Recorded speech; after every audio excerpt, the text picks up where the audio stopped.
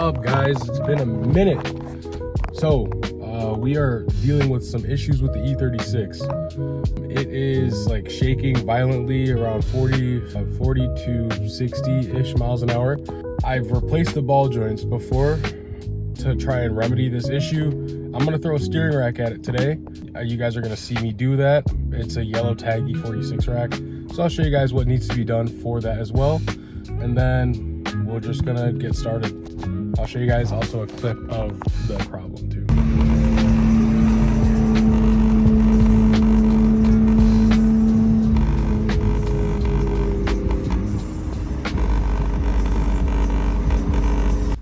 All right, so we are under the E36.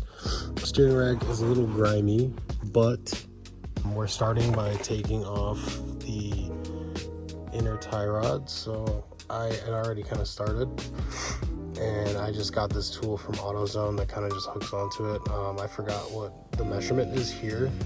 I could probably find it and put it in the description if you guys want to go that route, but I didn't have a wrench that big, so I'm just twisting this off, and then this will be free. If you guys are doing an E36 rack replacement with an E36 rack, then you guys can do this and not have to get an alignment. So you saw like that, there goes my wheel. And then I'm going to loosen these two nuts and show you guys kind of the tool I'm using. And then I'm just gonna take the other side tie rod apart. So here is the tool. It is a Duralast 84-004. It's pretty good. I've used it a few times. It's 3/8, I guess, drive. How to use the tool. Once you have that like threaded ring on, all you do is you just tighten with the two nuts. They should be 14 millimeter. And once you tighten those down, it puts like a clamping force on the inner tie rod. Oh, that wasn't even fully on there. Okay. So it puts a clamping force on the tie rod, and so just tightening it until it's pretty tight. Doesn't have to be like death grip, but definitely want it to be tighter. Okay, so once that is on, it's not going anywhere. All you got to do is hook up your 3/8 ratchet. Okay, so just like that. Take the ratchet off, and then you can go by hand on it. All right, so let's look at our rack. So this is the new one. It's a E46 yellow tag rack. This is how mine came. I actually picked it up while I was in Poland. I just brought it with me on the luggage. So it's pretty bare. There's nothing here. So I actually purchased E46 vented tie rods, inner tie rods. Should be the same. Like it should fit here, and it should connect to, I'm running E34 outers, so it should connect there as well. You guys might have a little bit of a different setup. Even if you guys, let's say, if you have E36 outers, you can still run the E46 inners.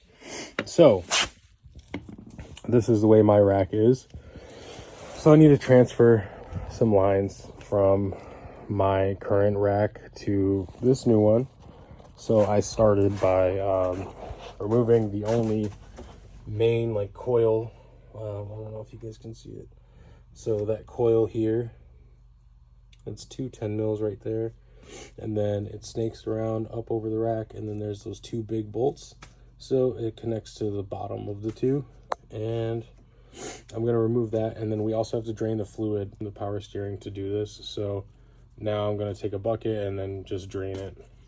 Essentially all the hoses and things are removed. It should be like two 22 millimeter and then one, like, I think I use an American, but it's slightly smaller. I think it would be a 20 or a 19 millimeter. That's just all the bolts from like the steering pump, and then the two that are on the rack. You're gonna need two 13 millimeter wrenches, but we're now under the car to remove the bolt that's holding the steering column to the rack. It's like a nut and bolt, so this side has the nut, this side has the bolt, and you just pull that bolt out. And then you put a flat head, just kind of jam it in there, and then hit it with a hammer a couple times to just open up the clamp there. And then now we're just left with two 15s. So if you're looking at the rack like how you have been, there's a 15 and then a 15, but also need a 15 on top because it's a nut and bolt again. So I'm gonna grab a 15 socket ratchet and then a 15 wrench just to hold it up top, and then this should be free. All right, so I just kind of cleaned up the area. It was a little grimy, but steering rack is removed. It wasn't too bad to pull. So I guess once you pull the nut and bolts for the mounting, you just pull it towards you. You have to shimmy it for a second, and then it will separate from the steering column, and that's it. And now we're just on putting it back together. All right, so one thing I did notice before I actually was putting the rack in is there was this plastic piece sitting here. So it like has this whole little piece going up. Obviously this, I actually just took it off the old rack. As you can see, the E36 did not have any of this, and I feel like this would have been an issue going into the coupler that connects to the steering column.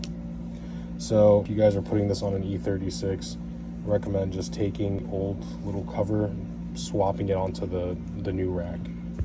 Okay, so I put the new rack in, I connected it to the steering column. Now just kind of reverse order of what we did. So I'm just gonna button it up and I will come back when I'm finished. So the car is on the ground. It is the next day. Well, I think it's been 2 days, but I did test drive it. The shimmy went away, so we're all good. I just filled the rack up with power steering fluid, and then, you know, did one of those, just bleed the system, and that was it. Super simple and straightforward. Hopefully you guys at least got something from this. But yeah, it's just my experience.